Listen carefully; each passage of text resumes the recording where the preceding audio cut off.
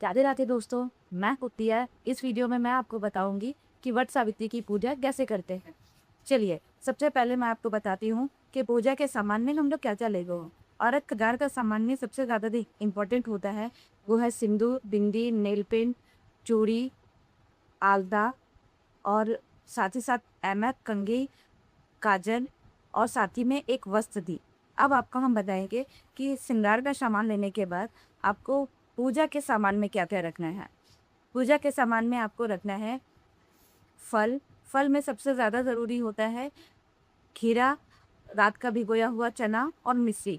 इसके साथ आप सीजनल फल भी ले सकते हैं, जैसे कि आम, लीची, केला, सेब। ये सब भी आप फल के रूप में 5 फल डाल सकते हैं।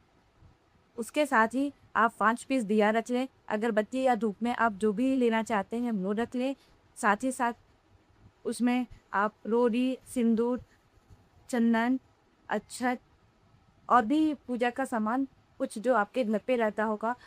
उसमें एक और इम्पॉर्टेंट होता है मौली धागा और पंखा। ये दोनों से ही वट वृक्ष की पूजा होती है और इसी से हम अपने हस्बैंड का भी पूजा करते हैं।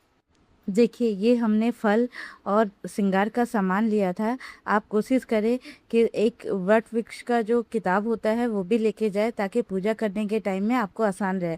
उसके बाद आप जिस बरगद का पेड़ का पूजा करेंगे, उसी बरगद के पेड़ का 2 पत्ता तोड़ ले और एक पत्ते में अपने हस्बैंड का नाम लिखे और उसे अपने बालों में लगा ले। और दूसरे पत्ते को जब आप श्रृंगार चढ़ाएंगे तो उसके साथ में उसे चढ़ाना होगा।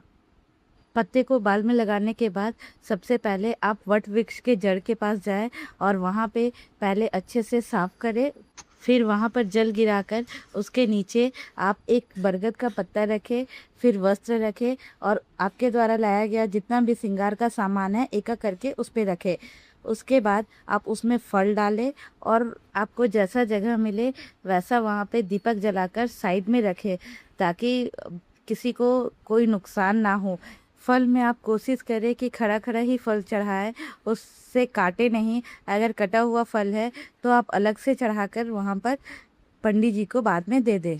सारे श्रृंगार को एक साथ रखने के बाद आप वट वृक्ष के तना में सिंदूर लगाएं, बिंदी लगाएं और काजल लगाएं और उसी काजल को अपने आँखों में भी लगाएं। अगर आपके पास तेल है तो तेल भी लगा दे और नहीं है तो कोई बात नहीं। चूड़ी है तो चूड़ी भी लगाएं और उसके बाद फिर उसी ऐनक से आप अपना चेहरा भी देखें और वट वृक्ष का तना भी देखें। जैसे हम लोग गले मिलते हैं वैसे वट वृक्ष का तना को पकड़कर 2 से 3 बार गले भी मिले।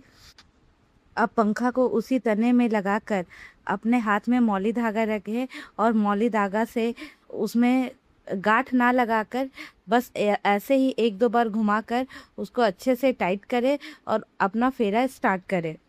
फेरा करते समय अपने हाथ में फूल, अक्षत और कुछ पैसा ज़रूर रखें। आप कोशिश करें कि कम से कम 5 बार परिक्रमा जरूर करें। बहुत सारे ऐसे लोग होते हैं जो 11, 21, 51 बार भी करते हैं, अपनी श्रद्धा अनुसार है, लेकिन कम से कम 5 बार जरूर करना चाहिए।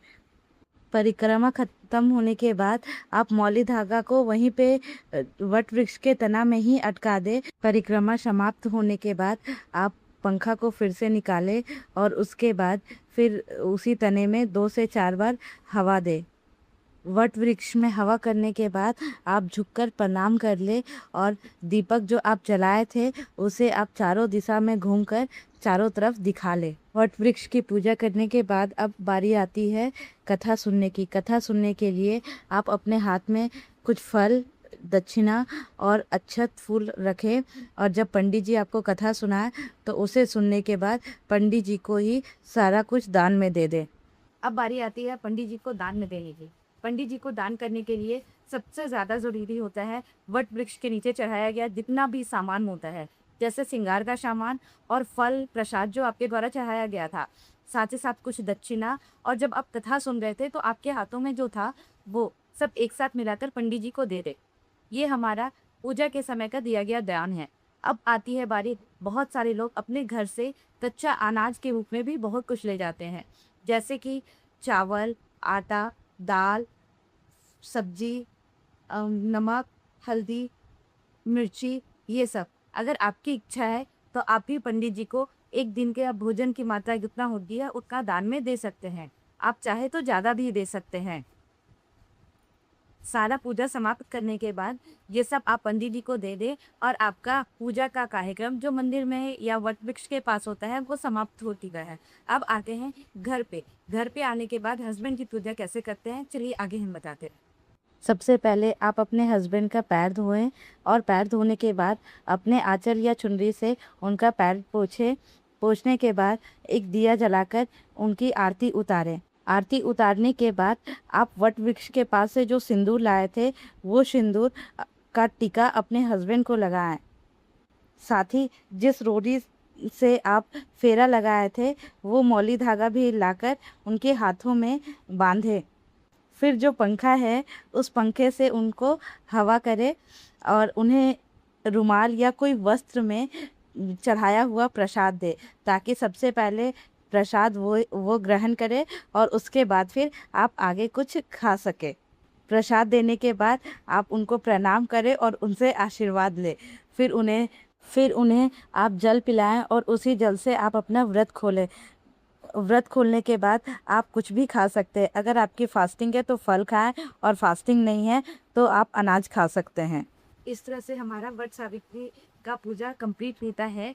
अगर आपकी इच्छा है तो आप फास्टिंग रख सकते हैं और नहीं तो नहीं भी रख सकते हैं। बहुत सारे लोग एक दिन पहले उपवास रखते हैं, बहुत सारे लोग उसी दिन उपवास रखते हैं और बहुत सारे लोग कोई उपवास नहीं रखते हैं, बस पूजा करते हैं। उस पूजा करने के बाद घर आकर वो रोटी चावल जो भी इच्छा है वो खाते हैं और बहुत सारे लोग फल वगैरह खाते हैं। ये आप पे डिपेंड करता है कि आपके घर का नियम शुरू से जैसे चलते आया है उसे ही आगे बढ़ा दे क्या है। इस नई के साथ हमारा वीडियो समाप्त होता है। धन्यवाद।